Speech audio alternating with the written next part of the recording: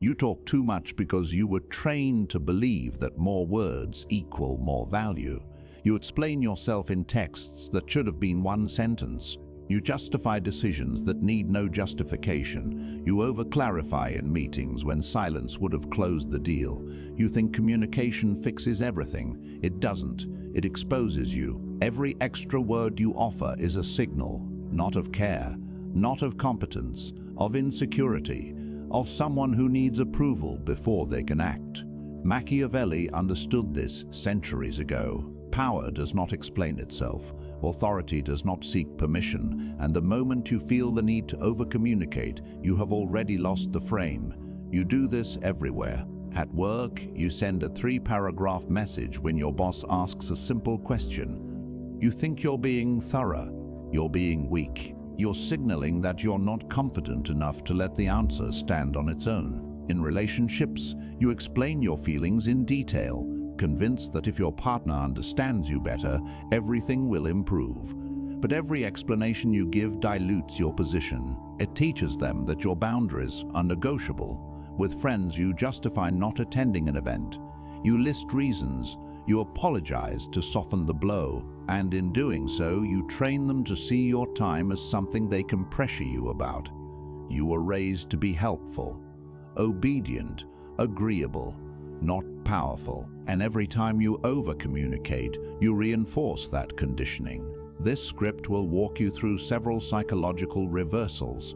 You will see how silence creates authority, how restraint builds leverage, how less communication forces others to operate in your frame, not theirs. Machiavelli knew that the prince who explains himself becomes subject to interpretation. The prince who acts and remains quiet becomes a myth. You are about to see why over-communicating is not kindness.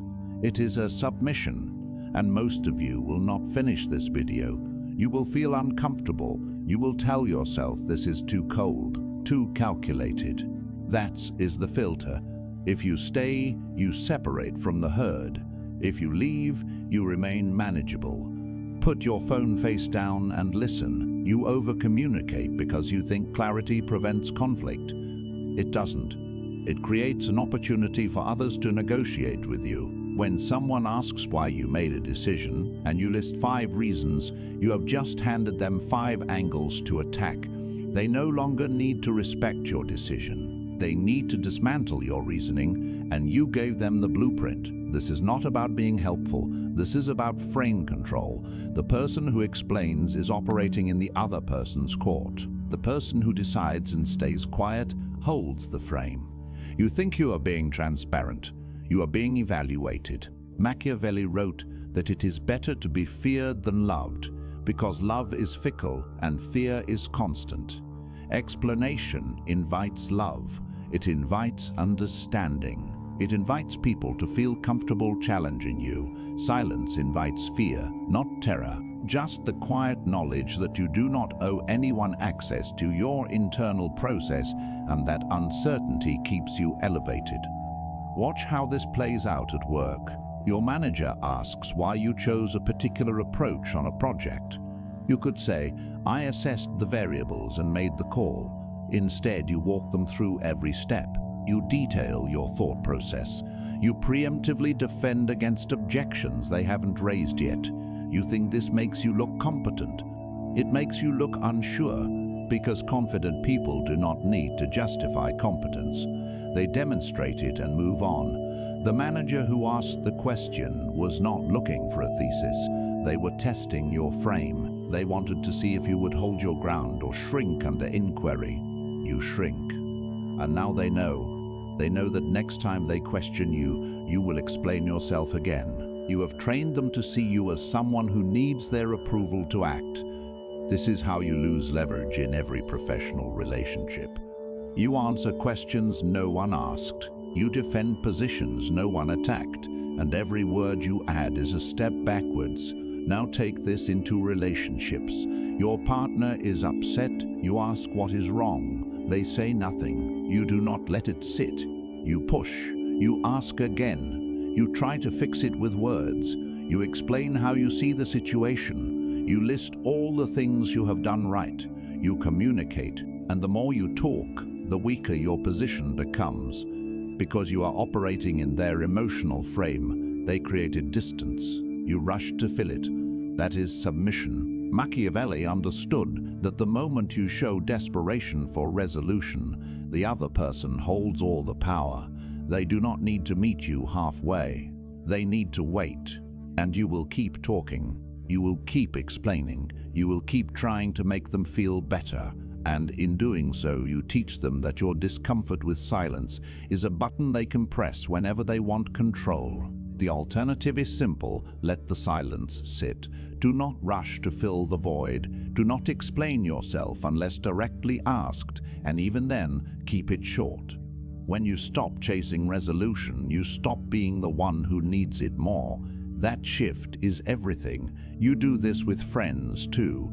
Someone asks you to help them move. You do not want to, but instead of saying no, you explain. You talk about your schedule, your other commitments, how much you wish you could, but you cannot make it work this time.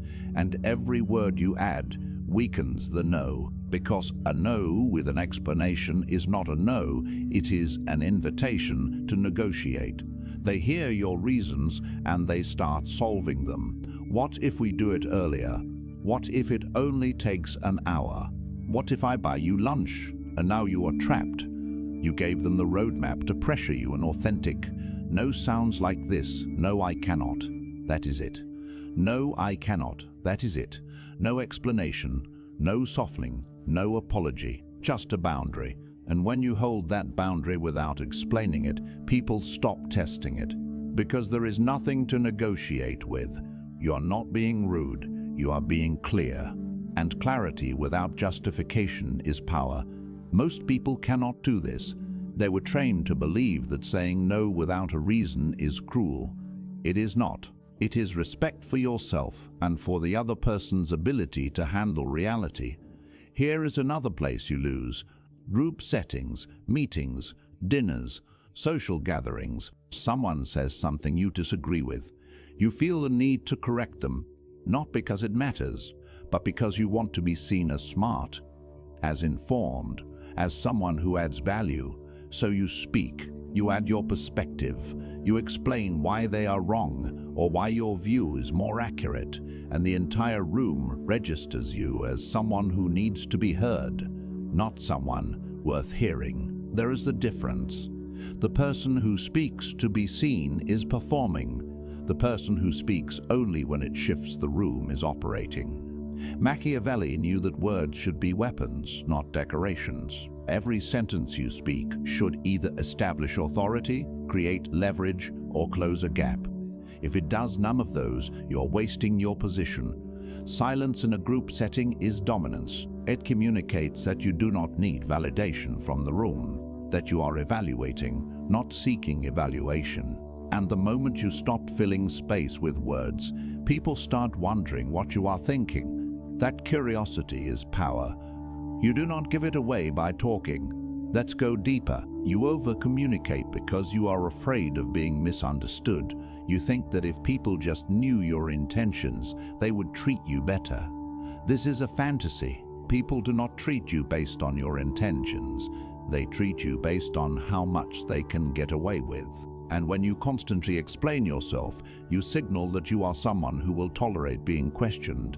You train people to see your decisions as starting points for negotiation, not endpoints. This is why people who talk less are respected more, not because they are smarter, but because they do not offer their reasoning up for debate. When you make a decision and do not explain it, people are forced to either accept it or challenge you directly. Most will take it because most people do not actually want conflict. They want to know if you will fold under pressure. And when you do not give them anything to work with, they move on. You become someone they cannot manage, and that is when respect begins. This applies to your time. People ask what you are doing this weekend. You tell them in detail. You list your plans. You explain why you are busy. And now they know exactly how much space you have. They know when to ask you for things. They know when you are free. You gave them a map. The better answer is vague. I have a few things lined up. That is it. You do not owe anyone a breakdown of your schedule, and when you stop offering it, people stop assuming they have access to you. This is not about being secretive. It is about understanding that availability is currency. The more of it you advertise, the less valuable it becomes. Machiavelli wrote that the prince should be slow to act and quick to decide. He did not say the prince should explain every action. He said the prince should let his actions speak for themselves. And when your actions are clear and your words are few, people stop questioning you. They start watching you. And that shift is everything. You also over-communicate because you think it makes you likable. It does not. It makes you safe. And safety is not the same as respect. People like you because you are easy to deal with. You explain yourself. You accommodate. You adjust. You make their lives easier. But they do not respect you. Because respect is built on boundaries, not agreeableness. When you stop explaining every decision, some people will be confused. Some will be annoyed. Let them. Their discomfort is not your responsibility. Your frame is, and the moment you prioritize comfort over your authority, you lose. This is the trade. Everyone can like you, or you can be respected by the people who matter. You cannot have both, and the people who matter do not need you to explain yourself. They need you to be consistent, clear, and unmoved by pressure. That is what they respect, not your words, your steadiness. Now let's talk about what happens when you continue this pattern. When you keep over-communicating, people begin to see you as someone who can be managed. You become predictable. They know that if they ask you a question, you will answer in full. They know that if they push, you will justify. They know that if they stay quiet, you will fill the silence. And once they know this, they use it. Not maliciously, just practically. Because you trained them, you taught them that your boundaries are soft, that your decisions are up for discussion, that your frame is negotiable. And now you are not leading your own life. You are reacting to theirs. You are operating in their court. You are being evaluated instead of evaluating. And the worst part is, you think you are being helpful. You think you are being a good communicator. You are being controlled. This shows up in status. People who over-communicate are always explaining themselves to someone, to their boss, to their partner, to their friends, to strangers on the internet. They are constantly defending their position, and defense is low status. High-status people do not protect. It asserts, it moves, it decides, and lets the decisions stand. When you stop explaining, you stop defending. And when you stop defending, people stop attacking, because there is nothing to attack. You are not offering them weak points. You are not giving them entry. You are simply present, determined, and unavailable to negotiate.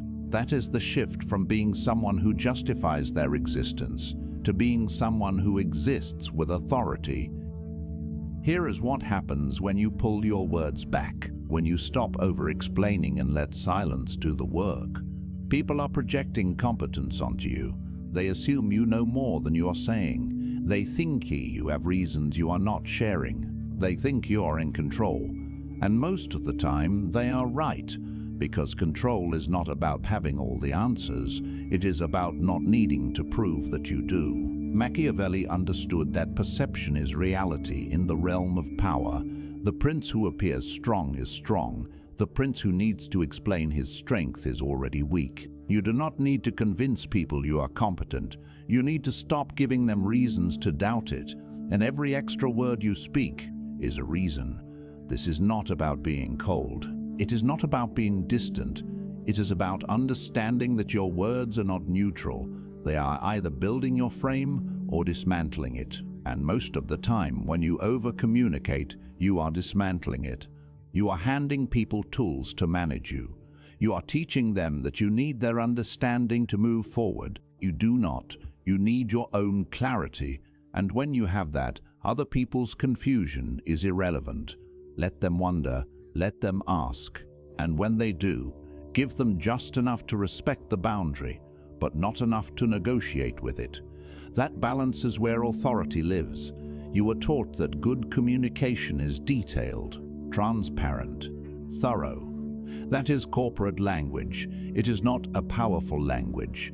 In power dynamics, good communication is precise, sparse, and unshakable. It does not explain, it directs. It does not justify, it concludes. And the people who master this are the ones who move through the world without resistance, not because they are louder, but because they are quieter.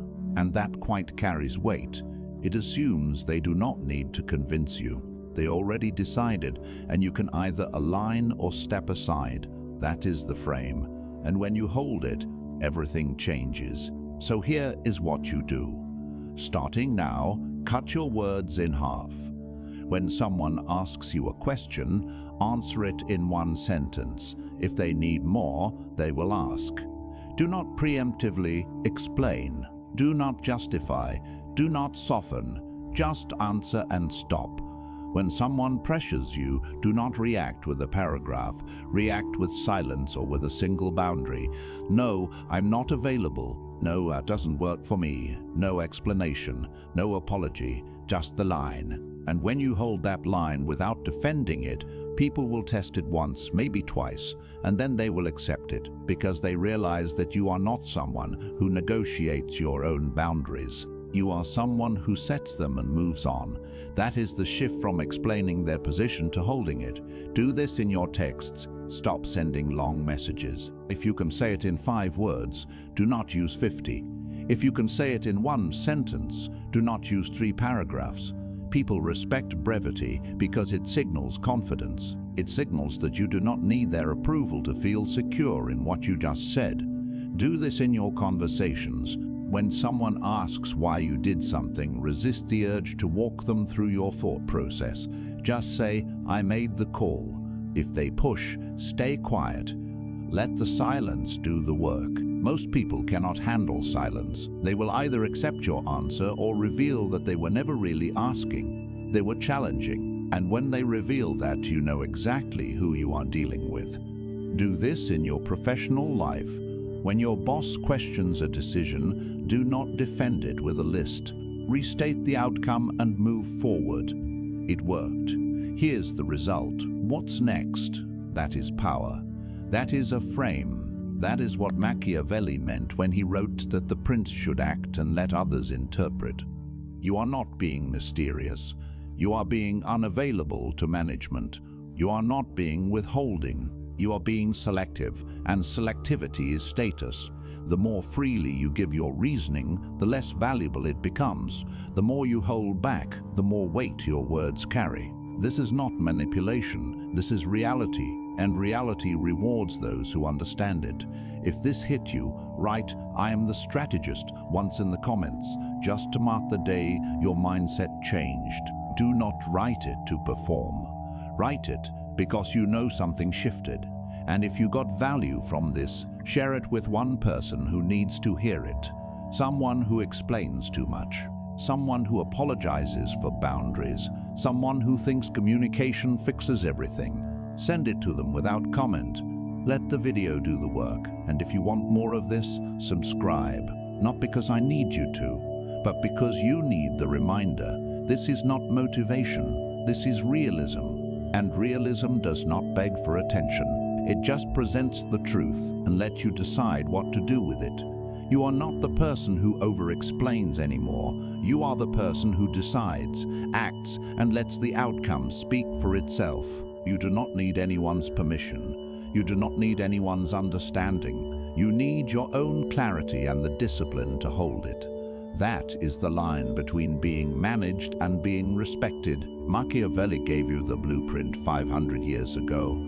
Power does not explain itself. It simply is. And now you know why every extra word you speak is a step away from it. Stop talking, start holding the frame, and watch how the world reorganizes itself around your silence.